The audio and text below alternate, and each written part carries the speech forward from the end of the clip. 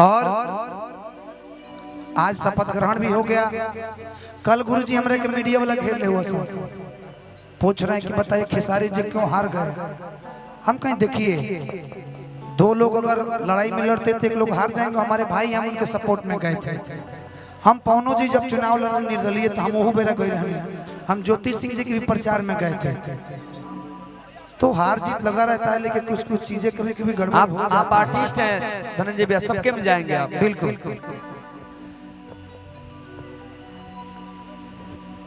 सरकार बन गई अपन और का चाहिए। चुन्नू बाबा के सरकार बन गई। हाँ बिल्कुल दरोगा जी हो कि रानी मोर खजनवा हो की दादा धनवा हो, रानी मोर खजनवा हो की दादा धनवा हो, रानी मोर खजनवा हो की दादा धनवा हो, रानी मोर खजनवा हो की दादा धनवा हो।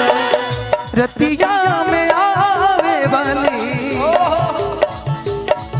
रतिया में आवे वाली मीठा सपना तरानी मोर खजनवा हीरा रतनवा, रानी मोर खजनवा हो हीरा रतनवा हो, रानी मोर खजनवा हीरा रतनवा, रानी मोर खजनवा हो हीरा रतनवा हो।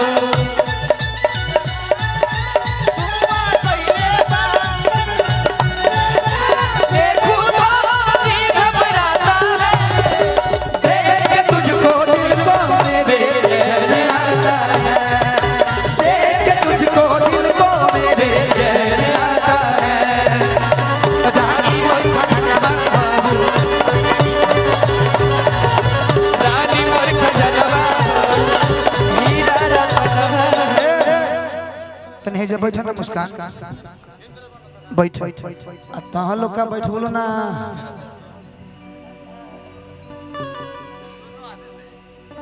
जब हम प्रोग्राम करने गुजर लगे कि आज हम स्वर्ग में मानी, फिर काल से नहीं की।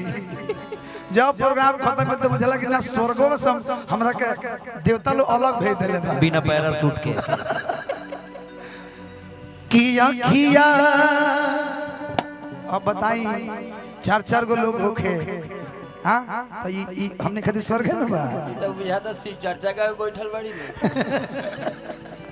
किया किया नसील लगे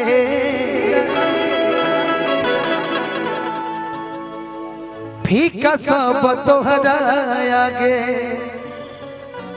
देखा तनी मुस्कान तू बड़ा टेंशन बड़ू, कोनो कुछ कहलस हिया ना कोनो कुछ कहलस हिया, कोनो कुछ कहलस हिया ना कुछ भइल बा, कुछ भइल भाई ना भूख लागल बा, भूख लागल बा तो अब खेते पड़नी बा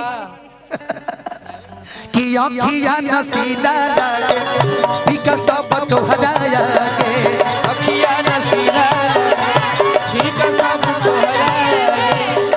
तनी मनी हमें आजा और ही लगी। हां आई फीलिंग है फीलिंग है।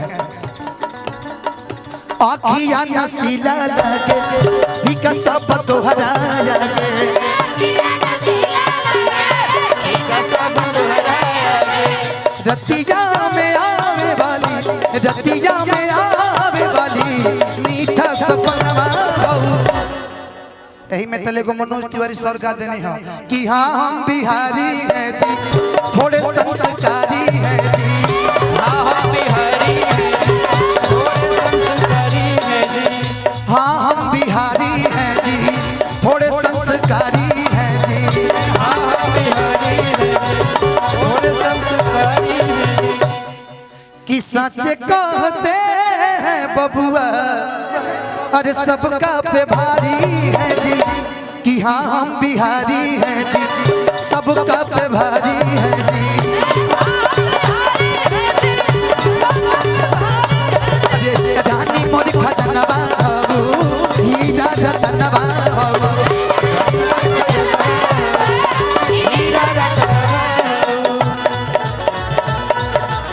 हम घर में छोड़ के जाता रहो, हमके घर में छोड़ के बन जाए तनी जाए से पहले खाला उठलाली से रोटी खोल के तनी जाए से पहले खाला मारता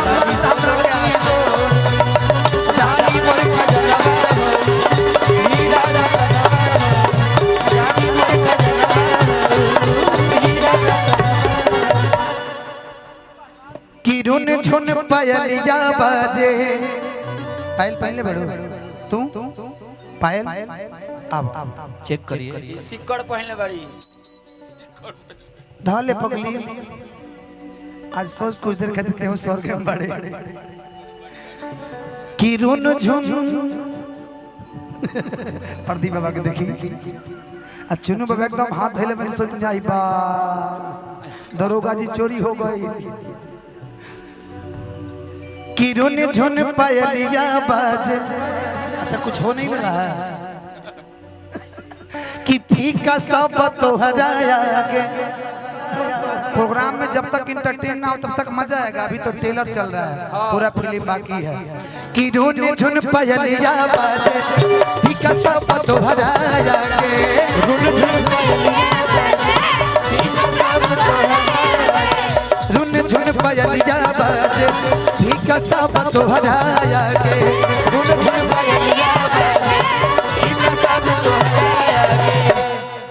कि सरमा धनंजय के दिल के धड़कनवा हो कि रानी मोर खजनवा हो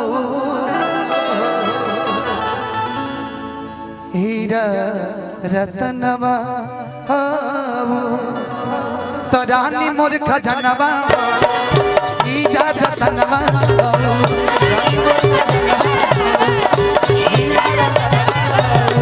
रानी मोर खजनवा हीरा रतनवा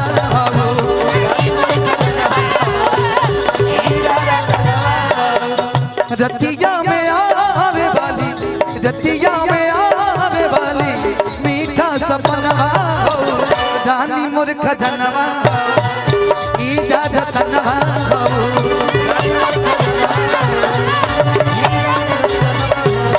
रानी मोर खजनवा हीरा रतनवा